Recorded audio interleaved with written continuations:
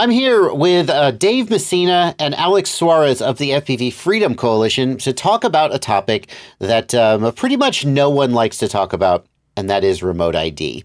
But in a sea of bad news about remote ID, sometimes there are little glimmers of good news, a silver lining around that cloud. And the glimmer of good news that we're here to talk about today is that the ability to designate an area as not needing remote ID has gotten easier. We'll talk about the specifics, but basically the FAA lets you designate an area, like my house, like your school football field, whatever, as a FRIA, FRIA. And when you are flying recreationally in that area, you do not need to have remote ID, and that makes things simpler for people who like to fly without remote ID. Basically, Dave, we'll talk about the timeline, or Alex, whoever wants to take it. But when this all first went through, there were a lot of FRIA applications, right? Yes. And most of those came from the AMA. Yeah. The AMA has around 2,600 fields across the U.S., and they put 5 people on that. And we heard from the FAA that they had 6 or 7 or more people working to respond to those applications. And we asked the FAA if they could please consider a rotation that we go around the 4 community-based organizations. They declined. So what they did is a first in, first out. That's fine. Most of the AMA applications are now submitted and largely approved. So that has freed up FAA people. So when this all went down, I thought, well, there's no reason that you have to be an AMA field, right? Pretty much anybody can apply for a FRIA. And I worked with you, Alex, to submit an application for my house, my property, to be a FRIA. We created an application. We tried to submit it saying that you are reviewing products for people. And that was the kind of message that we were going with initially, is that you're reviewing products, and then if you had to put remote ID on that stuff, it would change some of the stuff. And the FAA didn't like how that it was for your home, as well as that you had neighbors around you, even though you're kind of in a rural-ish area. Yeah, they actually replied to my application and gave the reasons why they didn't think I was like eligible to be a FRIA. And it was pretty annoying because like I'm out in the middle of nowhere. I have 3 acres. I have plenty of room. But be that as it may, it was rejected, and I basically forgot all about it until I got an email from the FAA saying, "Oh, congratulations, your FRIA application is approved." So back in December, I resubmitted the application, and this time, instead of change the description a little bit to describe how this is going to be a FRIA for FPV use, and FPV drones aren't really able to be equipped with RID as easily, mainly because we're limited in space. And to counteract the point of the neighbors that the FAA brought up initially is, well, this boundary that we used was within Joshua's own property boundary. So all flights have to be contained within that, therefore not interfering with neighbors or other population around. So the reason that we're talking today is not just to say, yay, my house is a FRIA, because it turns out that for me, that's not as useful as you might think, and we'll get to why. But to say that the FPV, when the AMA filed for FRIA applications, I don't know the exact details, but my assumption is that they applied for AMA fields, and that was basically it. But the FPV Freedom Coalition, you guys applied for my house, and not just because we're friends, but because you support the ability of people to fly FPV, as easily and freely as possible, regardless, as long as it's somewhere safe and reasonable. And so the hope here is that this video is announcing that other people who aren't YouTube celebrities, quote unquote, can go to the FPV Freedom Coalition and say, I would like my property to be designated as a FRIA. And I don't mean to put you on the spot, but is that what we're saying? It is, and it's changed a bit, and so it appears to be somewhat looser. And Alex, please jump in for anything that I miss. But in the advisory circular that described FRIAs, they were pretty clear on not your home, and it needs to satisfy a group of people, and not near other FRIAs. And so we were, from the get-go, we advised folks, because we saw early denials on no roads inside the FRIA, no sheds, no buildings, no structures, nothing, and don't fly over people. And so if you can satisfy all of those things and you're flying with a group, it's an existing field, those are all good tips. But some of the rules appear to be loosening a little bit, and that's around the homes, and that's what Alex was testing when he resubmitted. Alex, can you build on that? Yeah, and so basically that initial assessment of what our FRIA applications were returning, it's now changed a lot. I've recently got 5 different FRIAs approved. I think 2 of them are public parks with trails, trees, buildings, all scattered throughout them. I got an office park approved, which you mentioned on the live stream, I think last week or a little bit ago. And that one has different structures. There's roads, parking lots. There's another FRIA that we just got approved where it was right next to a zoo and has roads crossing in between it. Yeah. And so as long as you're able to satisfy and have plans for that FRIA. So for the one with roads going through it, what we said was pilots are flying. This is a larger area. And when you go to FPV spot, different days, you might go to a different part of that area. So our justification was pilots are just flying within these bounds and they're not really going over the roads, or they're going to have a VO that's monitoring traffic. And if there is no traffic, then there's not an issue with going over a road. And that's kind of what we've been able to use. And our early recommendations were informed by denials, and so this wasn't that we're guessing, but you're right. This is good news that the approval process appears to be maturing in a good in a better way. Right. So let's. You said some interesting things there, Alex, that I think are going to spark some questions. In fact, I know they are because I've seen people asking these questions. But I want to be really clear that people understand what it means for something to be a FRIA, because they hear Bardwell's house was designated a FRIA, and they ask, well, does that mean that the public can just come fly at Bardwell's house whenever they want? So what does it mean, and what does it not mean when something is designated as a FRIA? So a place that's designated as a FRIA means that any operations conducted from within the boundaries of the FRIA do not need to broadcast standard or broadcast remote identification as a part of the remote ID rule from the FAA. And this is for recreational operations primarily. But to get into the bounds of the FRIA, you can have, if it's on someone's property, since you have to operate from within the bounds of the FRIA, you have to get on that person's property first. So because you said that we got a FRIA designated at a public park and an office park. And when my first thought was that, well, of course it has to be done in cooperation with the property owner, but that's not the case, because the FRIA is not giving you the right to fly there. It is simply saying that the FAA doesn't require you to use remote ID, and whether you're legal to fly there is between you and the property owner.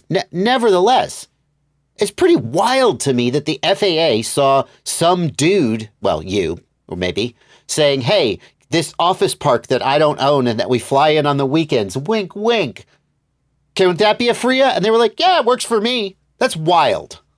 Yes, it shocked me and pretty much the community that I fly with there, because this is a local park in office park in Baltimore, working with the Fly DMV group down there, and this is just a location. I was like, let's just see what happens. It shocked all of us, and we applied for 5 of our flying spots as FRIAs, and all 5 of them were approved. I do want to say there is a potential downside that I didn't actually. Somebody else who was more paranoid than me thought of this. And I think we have to acknowledge it in the interest of intellectual honesty. And that is that if you say to the FAA, this is my FRIA, this is where I fly, they might then be like, oh, there's people flying here. And then perhaps one day an FAA inspector or whoever, whatever, shows up and is like, well, I just wanted to check out your fly site, guys. Whereas if you've got a spot that's like on the down low and you never mention it, So again, that'll be nobody's going to force you to do this, but you have the option, I guess is my point. You have the option. Yeah, there's technology that can sense our RF output, and that's broader than aeroscope. Mm-hmm. So if you're close to an airport or you're close to infrastructure, and if you just want to stay on the down low, that you're increasing your risk. Yeah. Yeah. Now there is a reason why this isn't as good news as it might seem at first, for me specifically. The original premise was that I review a bunch of drones and I can't put remote ID and register because I would have to get a unique remote ID module for every single one, $60, $70, whatever it costs, maybe a little more, register it, fly it. And by getting designated as a FRIA, originally I thought that I was going to be exempt from that I could fly any drone I want at my house, no remote ID, life is good. Well, for me. But it's not like that, is it? I realized I was thinking about it wrong.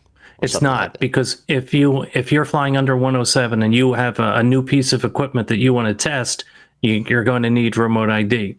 Now, Kevin Morris of the FAA has provided some distinction on this, and he separates the registration of the aircraft versus the pilot registration. So if everyone knows that if you have an aircraft, a UAS that's manufactured before September 2022, put a broadcast module on it, you're good to go from the aircraft perspective. As manufactured subsequent or after September 2022, you have to have standard remote ID. That's for the equipment. Kevin's point is the pilot is different. And so if you have a drone that you're going to fly under 107, like an FPV drone that you just made, you put a broadcast module on it, you're good to go from your perspective as the pilot because you're complying with remote ID. The takeaway is that if you're doing 107 operations, which I almost always am, although I do occasionally just fly for fun, that would be a recreational flight.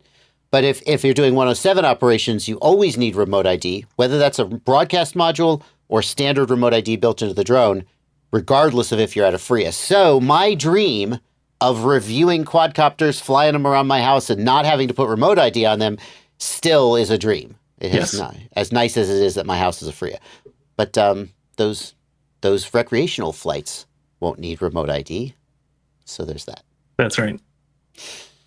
Where do we go from here, guys? That's the good news. That's the good news. If you're interested in getting your house or a park or an office park, or heck, let's just try whatever you got. If you fly there and you want to try to designate it as a FRIA, these wild men at the FPV Freedom Coalition, they'll try and get it through for you.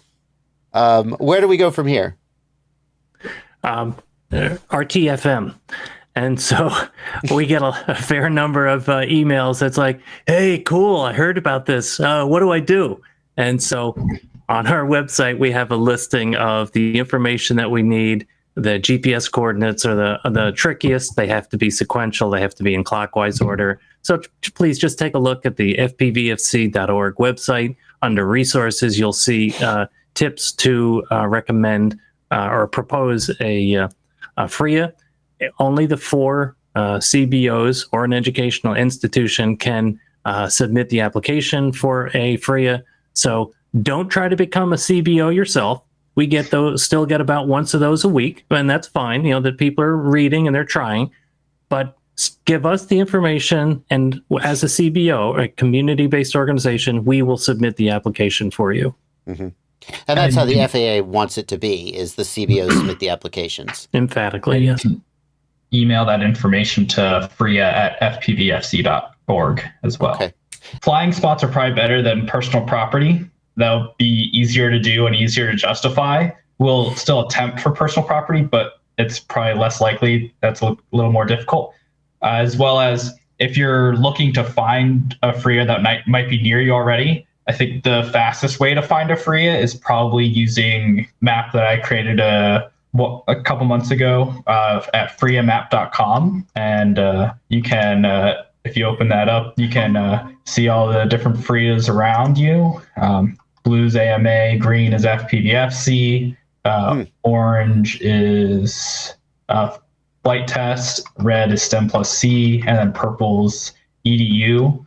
So we can go all around. You can use your location if you share that with it, or you can just search an address, and when you find your address, you can get something a lot closer to you. I think this is probably the fastest way to find a FRIA. It also includes the boundaries if you zoom in.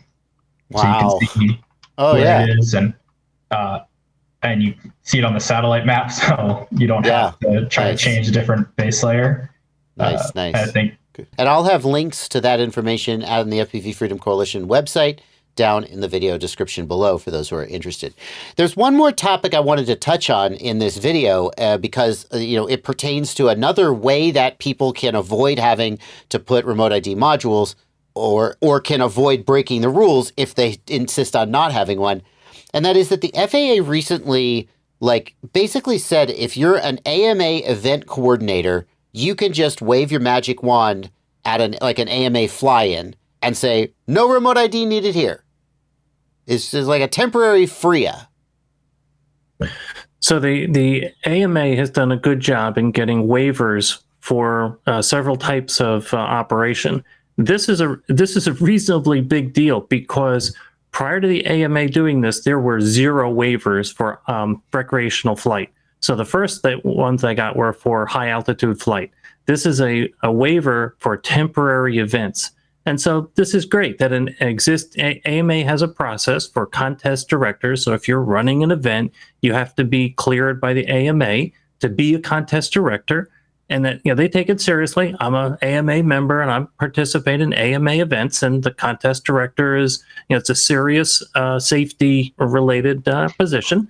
And then that individual can deem or declare a temporary event to be a FRIA. So certainly one of the things that we will do, we haven't gotten there yet, but we will be contacting the FAA and asking what can we as one of the other CBOs do in a similar manner. And we expect them to say, well, what's your analog to the contest director? And we may have to dream something like that up, appropriate training and a little bit of extra concern about safety of an organization and or number of people flying.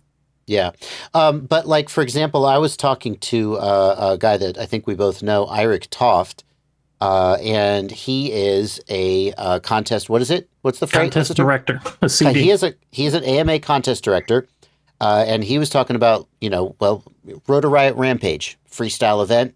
There's some questions of how this year's Rampage is going to deal with remote ID. And if he were to just say, you know what, under my auspices as a contest director, Rotor Riot Rampage is now a FRIA, bing, then it just is. And everyone flying recreationally, not 107, at Rampage would not be required to have a remote ID module. And that would be pretty amazing. And again, that's something that anyone theoretically could take advantage of. If you're lucky enough to be friends with a contest director or make contact. And hopefully we'll see that expanded, Dave, to the other CBOs like FPV Freedom Coalition, because why should they may have all the fun?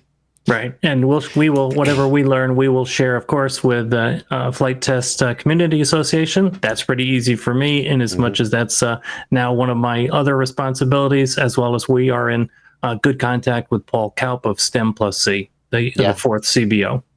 Dave, you're a very important man. I just realized that you are actually in charge of 2 of the 4 CBOs. Yes, that's true. You weren't at the time, but you are now. So, what it's like Highlander, right? You're just going around taking heads. All right.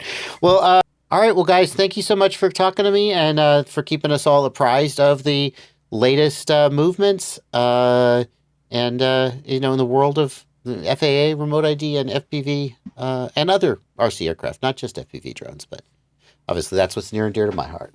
Thank you.